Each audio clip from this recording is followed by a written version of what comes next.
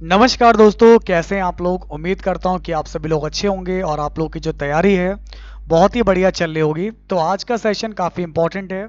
स्वागत है आपका आपके अपने चैनल बीएसए के second channel BSA government job news पर। अच्छी बात यह है, खुशी की बात कि आज हमारी जो है हाफ सेंचुरी कंप्लीट हो चुकी है। तो इस 50 नंबर की क्लास में हम लोग बहुत सारे इंपॉर्टेंट क्वेश्चन को देखेंगे।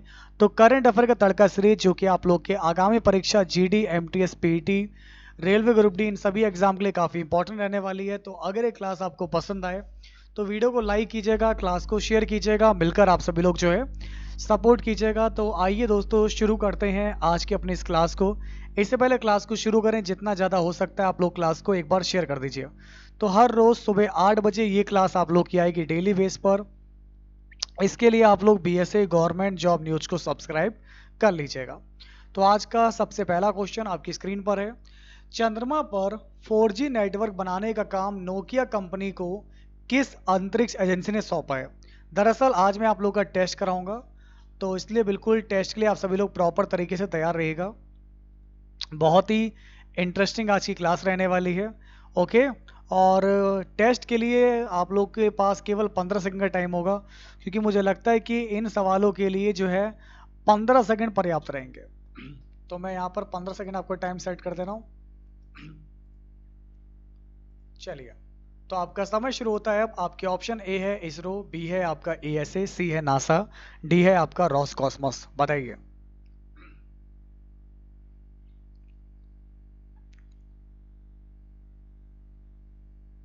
जी हाँ दोस्तों, बिल्कुल आपने सही बताया। अगर इस क्वेश्चन की बात करेंगे तो आपका राइट आंसर क्या हो जाएगा, सही जवाब होगा नासा। तो चंद्रमा पर 4G नेटवर्क बनाने का काम नोकिया कंपनी को किस अंतरिक्ष एजेंसी ने सौंपा है, तो ये आपका हो जाएगा नासा। ओके, तो अगर आपका आंसर नासा आ रहा है, बिल्कुल परफेक्ट है। आज के टेस्ट का अगला सवाल। एशिया पावर इंडेक्स 2020 में एशिया पावर इंडेक्स में भारत की रैंकिंग बताइए। फर्स्ट, थर्ड, फोर्थ या फिर सिक्स्थ, ये आपको बताना है। तो आपका समय शुरू होता है अब। बताइए। पहला, तीसरा, चौथा, छठा।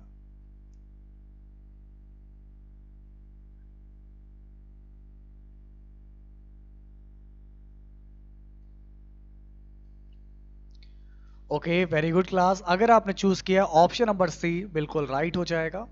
तो भारत चौथा सबसे शक्तिशाली देश है जो कि एशिया प्रशांत क्षेत्र को प्रभावित करने की क्षमता रखता है। सबसे पहली बात, ये जो रिपोर्ट है आपकी एशिया पावर इंडेक्स, इस रिपोर्ट को कौन जारी करता है, ये रिपोर्ट किसने जारी की।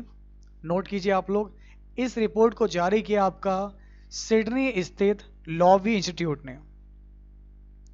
सिडनी स्थित लॉवी इंस्टीट्यूट ने इस रिपोर्ट को जारी किया है। इसमें भारत को जो है 100 में से कितना मिला है, भारत को इसमें 100 में से 39.7 अंक मिले हैं। ठीक है, आइए आज का अगला सवाल आप लोग के सामने आपको दिया गया है, इसको देखिए। एशिया पावर इंडेक्स 2020 में पहले स्थान पर कौन सा देश है जो एशिया प्रशांत क्षेत्र को प्रभावित करने की क्षमता रखता है। आपके ऑप्शन है चाइना, यूएसए, जापान या फिर यूनाइटेड किंगडम। देखते हैं सबसे पहले कौन बताएगा, क्या होगा आपका सही जवाब।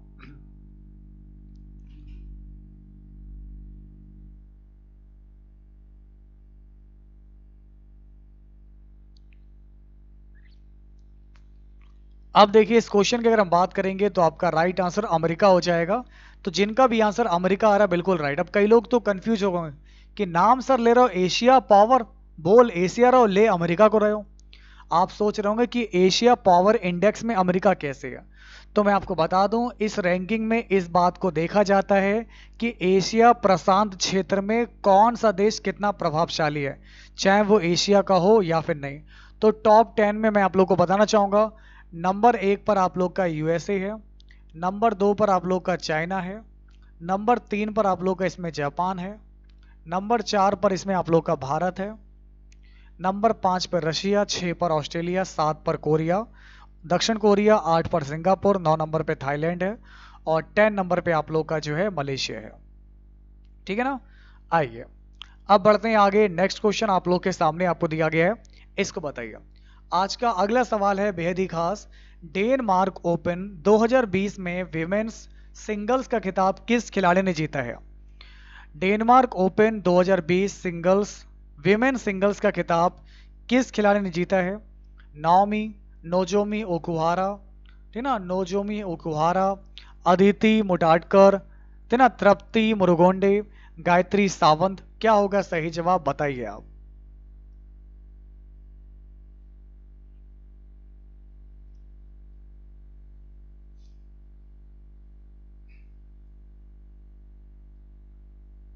Okay, time's up. अगर आपने चूज किया ऑप्शन नंबर ए नाजोमी ओकुहारा, बिल्कुल राइट है। वेरी गुड क्लास, आपका सही जवाब होगा नोजोमी ओकुहारा। आज का अगला सवाल। डेनमार्क ओपन 2020 का खिताब मेंस सिंगल का खिताब किस खिलाड़ी ने जीता है? आपके सामने चारों विकल्प आ चुके हैं, आपके पास 15 सेकंड है। ओके, ऑप्शन ए किदाम, ठीक ना, Kidambi Srikanth, Anders Antonsen, C Rankireddy, and D है लिंडा जैचरी। आपका समय शुरू होता है अब। क्या होगा सही जवाब, बताइए आप। दुनिया के 7वें नंबर के खिलाड़ी हैं ये आपके, और इन्होंने ये खिताब अपने नाम किया है, और ये डेनमार्क के ही है, और उन्होंने जो है रैमसम जैमके का स्थान लिया है। तो इसका राइट आंसर हो जाएगा ऑप्शन नंबर बी है, ये है आपके एंडर्स एंटोनसेंट। तो जिनका भी आंसर आ रहा है एंडर्स एंटोनसेंट, बिल्कुल राइट होगा। वेरी गुड क्लास, बहुत बढ़िया। अगला क्वेश्चन बहुत ही अच्छा क्वेश्चन आप लोग के सामने है। वर्ल्ड ऑस्टियोपोरोसिस डे कब मनाया जाता है? एक बड़ा ही इंटरेस्टिंग क्वेश्चन आप लोग के सामने है। वर्ल्ड ऑस्टियोपोरोसिस डे कब मनाया जाता है?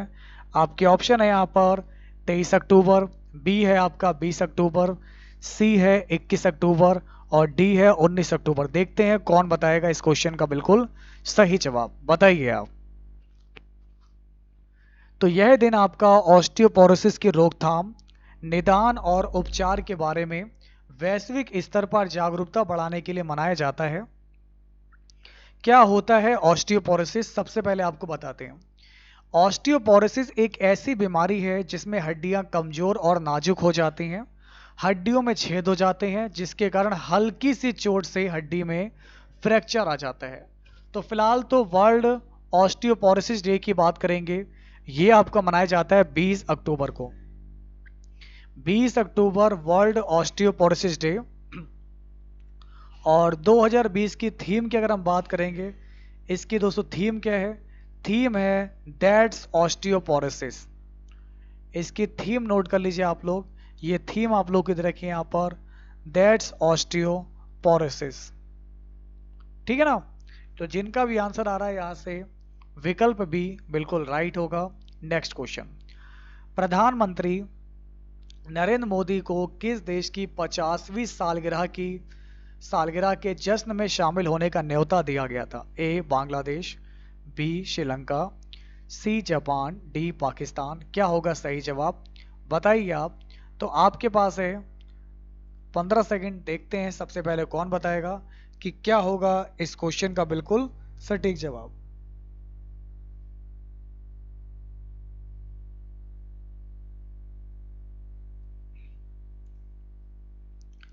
Okay, time's up. इस क्वेश्चन की अगर हम बात करेंगे तो आपका दोस्तों सही जवाब क्या होगा?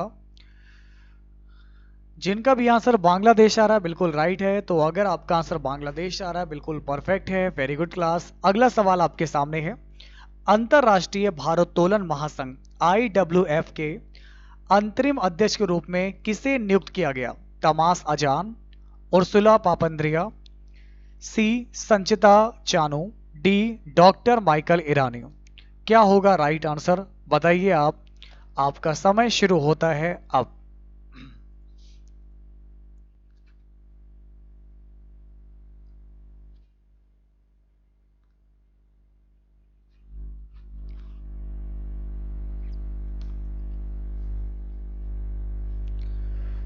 Okay, time's up. इस क्वेश्चन की बात करेंगे तो अगर आपने चूज किया option number D doctor Michael Irani, बिल्कुल राइट होगा। आपको बता दें माइकल ईरानी का जन्म मुंबई में हुआ, वह तमास अजान की जगह लेंगे। ओके, तो जिनका भी आंसर आ रहा है डॉक्टर माइकल ईरानी, ये होंगे अंतरराष्ट्रीय भारोत्तोलन महासंघ के अंतरिम अध्यक्ष। नेक्स्ट क्वेश्चन आप लोग के सामने आपको दिया गया है, इसको बताइए।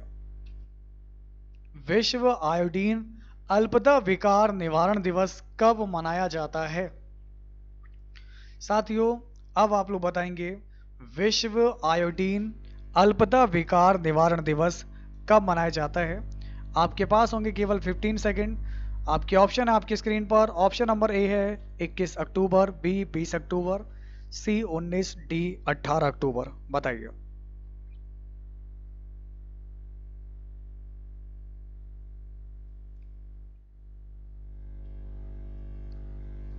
तो आपने अगर चूज किया ऑप्शन नंबर ए 21 अक्टूबर, बिल्कुल राइट हो जाएगा।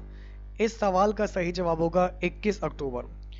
1962 में भारत सरकार ने राष्ट्रीय गलगंड नियंत्रण कार्यक्रम को शुरू किया और 1992 में इसका नाम बदलकर राष्ट्रीय आयोडीन अल्पता विकार नियंत्रण कार्यक्रम कर दिया।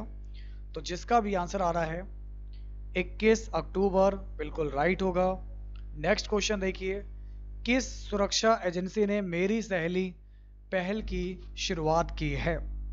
किस सुरक्षा एजेंसी ने मेरी सहेली पहल की शुरुआत की है?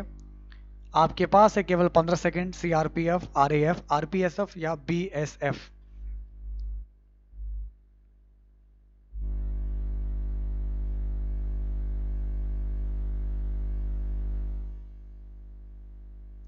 Okay, time's up.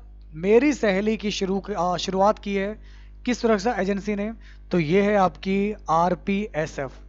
ओके, सबसे पहले मैं आपको बताना चाहूंगा आरपीएसएफ का मतलब है रेलवे प्रोटेक्शन स्पेशल फोर्स।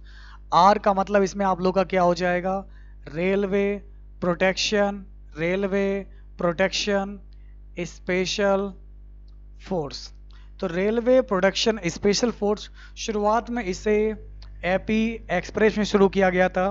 इसका उद्देश्य ट्रेन में यात्रा करने वाली महिला यात्रियों को सुरक्षा प्रदान करना है। इसके तहत महिला सब इंस्पेक्टर और महिला कांस्टेबल की टीम ट्रेनों में रहेगी। तो जिनका भी आंसर आ रहा है आरपीएसएफ, बिल्कुल परफेक्ट होगा। केंद्र सरकार ने लोकसभा और विधानसभा उम्मीदवारों की अधिकतम खर्च सीमा कितने प्रतिशत बढ़ा दी है? 20%, 10, 15 या फिर 8? तो आपका समय शुरू होता है अब। आपके पास है केवल 15 सेकंड। 10, 9, 8, 7, 6, 5, 2, 1। Times up. अगर आपने चूज किया बी, सर बी होगा 10%, बिल्कुल राइट होगा। तो सही जवाब हो जाएगा आपका 10% हो जाएगा। देखिए, मुख्य चुनाव आयुक्त हैं आपके सुनील अरोड़ा जी, चुनाव आयुक्त हैं आपके राजीव कुमार जी और सुशील चंद्रा जी। अगला क्वेश्चन आप लोग के सामने है, इसको देखिए। दुश्मन की रेडार की पकड़ में नहीं आने वाली स्टील्थ और एंटी सबमरीन टेक्निक से लैस भारत में बना कौन सा युद्धपोत वॉरशिप 22 अक्टूबर 2020 को इंडियन नेवी में शामिल हुआ? INS Kavaratti, INS Vikrant, INS Satpura या फिर आईएनएस विक्रमादित्य? क्या होगा सही जवाब, बताइए आप।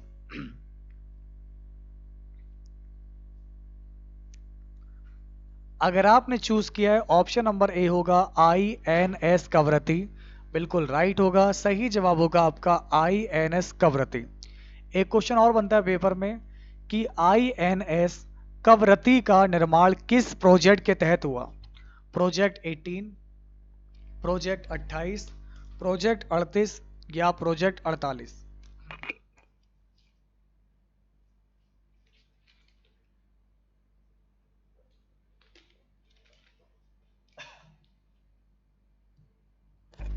तो अगर आपने चूज किया है विकल्प बी, बिल्कुल राइट होगा। प्रोजेक्ट 28 होगा इसका बिल्कुल सही जवाब। अगला क्वेश्चन आप लोग के सामने है, भारतीय वायुसेना की पहली महिला अधिकारी का नाम बताइए जिनका निधन अभी 18 अक्टूबर 2020 को हो गया है। डॉक्टर विजय लक्ष्मी रमनन, डॉक्टर विजयाश्री, डॉक्टर सरिता रमनन या इनमें से कोई नहीं? जैसा कि आप लोग जानते होंगे कि भारतीय वायुसेना के चीफ हैं अभी air chief marshal Rakesh Kumar Singh Bhadauria. और आज हम बात कर रहे हैं पहली महिला अधिकारी की, जो कि भारतीय वायुसेना में जिन्होंने सेवा दी है अपनी। इनका नाम था, ये है हमारी महान डॉक्टर विजया लक्ष्मी रमनन। तो वह इंडियन एयरफोर्स में विंग कमांडर के पद पर रह चुकी हैं। इनका पूरा नाम है wing commander retired doctor Vijaya Lakshmi Ramanan. वह अपनी MBBS करने के बाद 22 अगस्त 1955 को आर्मी मेडिकल कोर में शामिल हुई थी और उन्हें विशिष्ट सेवा पदक से भी सम्मानित किया गया है। ठीक है, आइए अगला सवाल आपके सामने है। किस राज्य ने अक्टूबर 2020 में CBI को राज्य में मामलों की जांच के लिए दी जाने वाली आम सहमति वापस ली? महाराष्ट्र, बिहार, मध्य प्रदेश या गुजरात? सही जवाब हो जाएगा आपका महाराष्ट्र हो जाएगा। महाराष्ट्र के CM है आपके उद्धव ठाकरे, राज्यपाल हैं भगत सिंह कोश्यारी। अगला सवाल आप लोग के सामने है दोस्तों, रेड लाइट ऑन गाड़ी ऑफ, इस अभियान को किस केंद्र शासित प्रदेश में शुरू किया गया है? कि जैसे ही रेड लाइट ऑन होगी वैसे ही गाड़ी ऑफ कर देंगे आप लोग। तो भाई ये जो है आप लोग का कहाँ शुरू किया गया? दिल्ली में। क्यों भाई? क्योंकि बढ़ते प्रदूषण पर रोक लगाने के लिए इस अभियान को 21 अक्टूबर से शुरू किया गया है। तो जिनका भी आंसर आ रहा है ए, दिल्ली, बिल्कुल राइट होगा। सही जवाब होगा दिल्ली के मुख्यमंत्री हैं आपके केजरीवाल जी हैं और उपराज्यपाल है अनिल बैजल जी। तो केजरीवाल जी ने बहुत अच्छे कार्य किए दिल्ली में। अगर मैं बात करूंगा, सबसे विशेष तौर पर सरकारी जो स्कूल हैं उनकी काया पलट दी इन्होंने, सरकारी स्कूलों की। ठीक ना, इस मामले में हम भी काफी सराहना करते हैं। सरकारी स्कूलों को प्राइवेट स्कूलों से भी बेहतर बना दिया। अगला क्वेश्चन आप लोग के सामने है, पुलिस स्मृति दिवस कब मनाया जाता है? 23 अक्टूबर, 22 अक्टूबर, 21 अक्टूबर या फिर आपका 20 अक्टूबर? देखिए दोस्तों, पुलिस कमेमोरेशन डे, तो पुलिस स्मृति दिवस आपका कब मनाया जाता है? तो ये मनाया जाता है आप लोग का 21 अक्टूबर को। ठीक है, आइए अगला क्वेश्चन आप लोग के सामने आप लोग को दिया गया है, इसको आप लोग बताएंगे। यहाँ पर बहुत ही इंपॉर्टेंट क्वेश्चन आप लोग के सामने है, ध्यान दीजिएगा आप लोग। किस राज्य सरकार ने केंद्र सरकार के 3 नए कृषि कानूनों को निष्प्रभावी करने के लिए विधेयक को पारित किया? महाराष्ट्र, केरल, पंजाब, ओडिशा? तो आपका सही जवाब क्या होगा बताइए।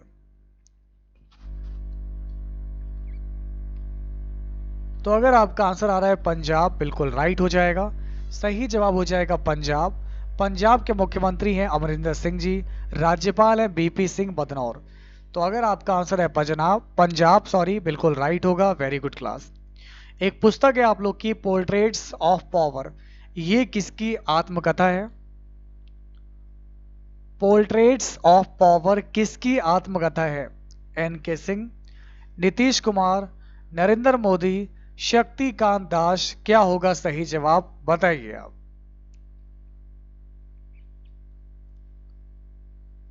तो अगर आपका आंसर आ रहा है ए, NK सिंह, बिल्कुल परफेक्ट है। तो 15वें वित्त आयोग के चेयरमैन है NK सिंह जी। जैसा कि आप जानते होंगे कि वर्तमान 15वें वित्त आयोग के चेयरमैन है NK सिंह, जिनकी आत्मकथा है पोर्ट्रेट्स ऑफ पावर। ये आपके एक अर्थशास्त्री भी हैं, नौकरशाह भी रह चुके हैं। इनका पूरा नाम है नंद किशोर सिंह। ओके, इनका पूरा नाम क्या है आपका? नंद किशोर सिंह इनका पूरा नाम है। ध्यान रखिएगा आप लोग, नंद किशोर सिंह इनका पूरा नाम है, नंद किशोर सिंह।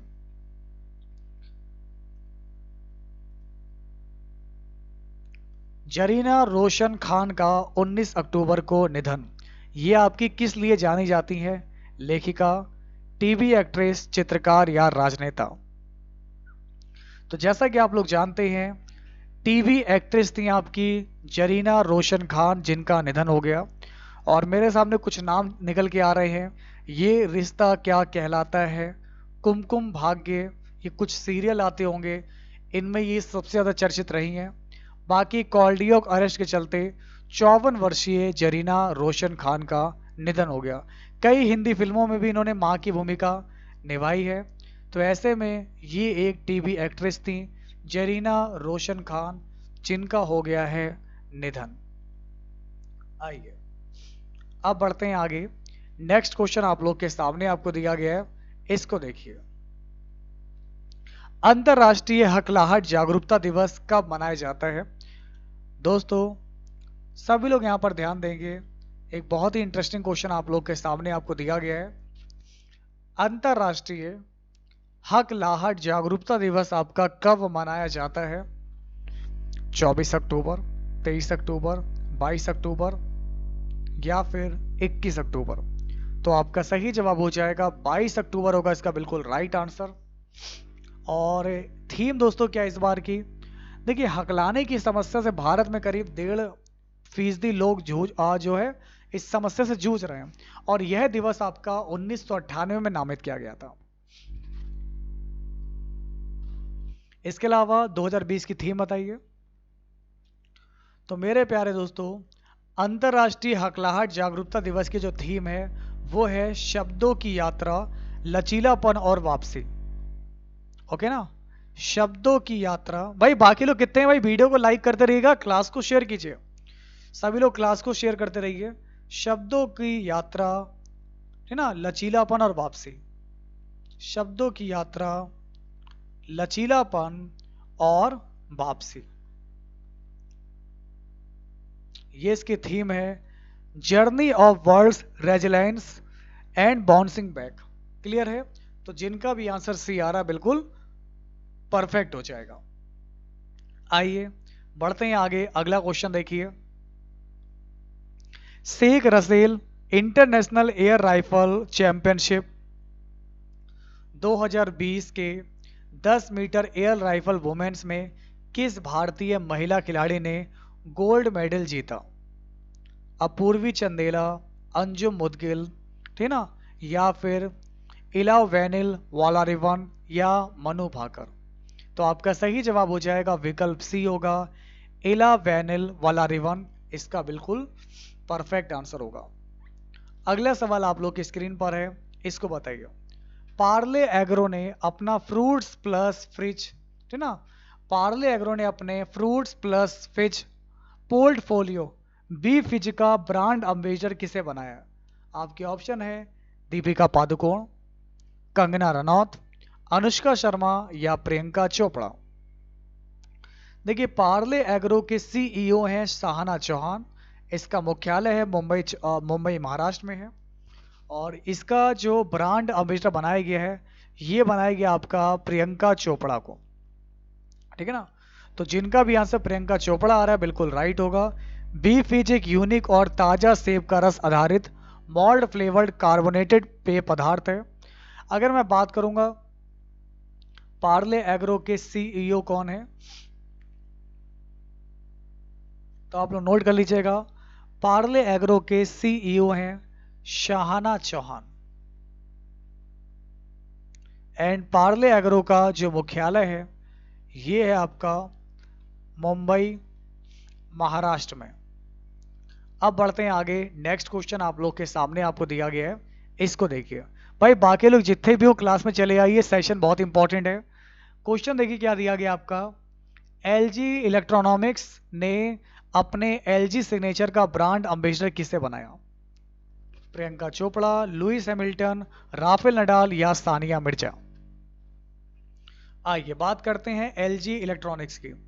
इन्होंने एलजी सिग्नेचर का ब्रांड एम्बेसडर बनाया है, ऑप्शन नंबर बी है लुइस हैमिल्टन को। अगर हम आज बात करेंगे एलजी इलेक्ट्रॉनिक्स की, तो एलजी इलेक्ट्रॉनिक्स के अध्यक्ष कौन है? एलजी इलेक्ट्रॉनिक्स के जो अध्यक्ष हैं वो आप लोग के दोस्तों हो जाएंगे क्वांग मो कू, ठीक है ना, क्वांग मो कू इसके अध्यक्ष हैं। इसके जो उपाध्यक्ष या फिर जो सीईओ हैं वो हैं आप लोग के, है ना, जो से ओंग जिन। और एलजी का जो हेडक्वार्टर है ये है आप लोग का साउथ कोरिया में। ठीक है ना, तो जिनका भी आंसर बी आ रहा है लुइस हैमिल्टन बिल्कुल परफेक्ट हो जाएगा, सही जवाब होगा लुइस हैमिल्टन। तो ये थे आज के सबसे इंपॉर्टेंट क्वेश्चन। तो उम्मीद करता हूँ कि आज का सेशन आप लोग को पसंद आया होगा। तो अगर ये क्लास आपको इंपॉर्टेंट लगी हो, हेल्पफुल लगी हो, तो वीडियो को लाइक कीजिएगा, क्लास को शेयर कीजिएगा। मिलकर आप लोग जो है सपोर्ट कीजिएगा। फिर होगी मुलाकात कुछ ऐसे इंपॉर्टेंट क्लास के साथ, तो बने रहिए और देखते रहिए आप लोग आपके अपने चैनल BSA ट्रिकी क्लासेस को। तब तक के लिए नमस्कार, जय BSA, जय BSA क्लास, और आप सभी का तहे दिल से बहुत बहुत धन्यवाद।